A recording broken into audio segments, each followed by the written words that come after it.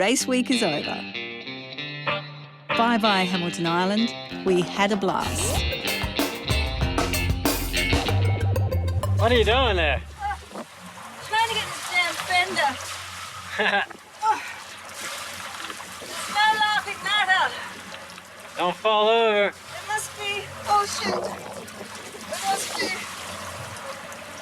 There must be a better way of doing this one. Oh.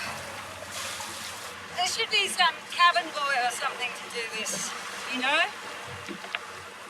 Yeah? Yeah. We don't have a cabin boy. Oh, We have a cabin girl, and she's doing it. we need to get a cabin boy. After our week at Hamo, we're ready for a change of scene. So we're off to Sid Harbor. It's one of the most protected anchorages in the Whitsundays. With stormy weather coming in, it's a good place to be. We're doing a walk here from Sawmill Beach. There used to be a sawmill here in the 1890s, and we're going to climb up to Whitsunday Peak. The peak is 440 meters above sea level, about 1,300 feet. So that's a good workout. This is the easy part. It gets a lot steeper as we climb. Quite dark in here. It's a real rainforest canopy. At this point in our adventure, we've come to realize we don't like being cooped up on the boat. So to keep us from getting cabin fever, we get off it as much as we can. I love these bird's nest ferns. It's a really pretty walk through the rainforest. It's rocky and it's steep, but there's beautiful moss and lichen. It's just beautiful. I know I'm hot. I know I'm tired, but God, being off the boat and just exercising is making me really happy. Are we there yet? Made it. That's the view. It's amazing.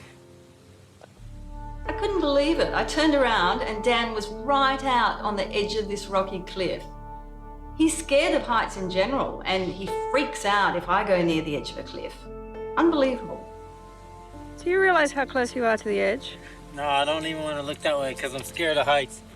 I know. I've never seen you so close to the edge. No, that's because I'm looking through this and not over there. If I look over there, I'll get a sick stomach and probably freeze, and then they'll have to rescue me.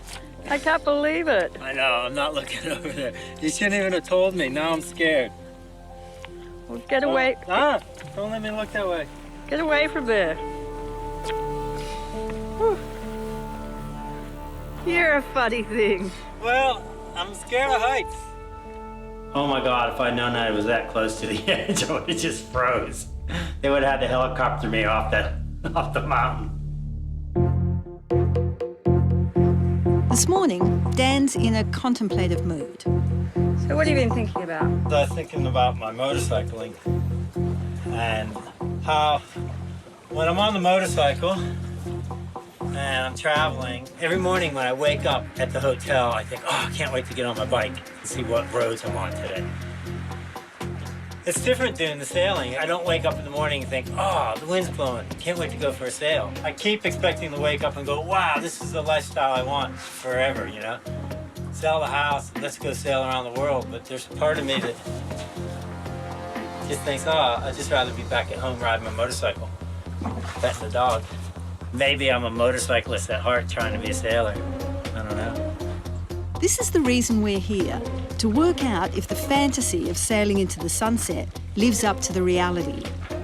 It's the question anyone who goes cruising faces at some time. I think for both of us, it's still too soon to say. A few days later, we catch up with another cruising couple, Claire and Graham. They fell for the same fantasy we did, and they're out here cruising on their 30-foot boat, Tintola. The idea of being able to visit places around Australia that you can't get to in any other way. And the idea of cruising and living on a boat as part of a wider community of people doing the same just really appealed to me. Since we're in the same boat, so to speak, we're curious to find out how their cruising adventure is shaping up. It's been 4 months since they left their home on the Sunshine Coast. There's never a dull moment, and when you're travelling, you see things from a whole different perspective. At times it can be a bit challenging. A 30-foot boat is fairly small. There's nowhere to run and hide.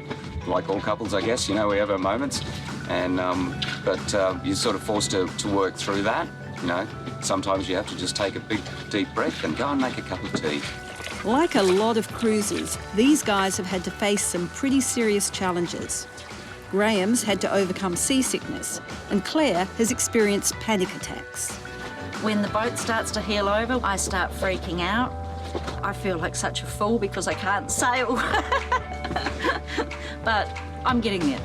But yeah, no, there's too many positives. If you're compelled to do it, then do it, by all means. You won't regret it, you know. It may not be exactly what you're expecting, but I doubt, I've yet to meet anybody that's done this and regrets the decision.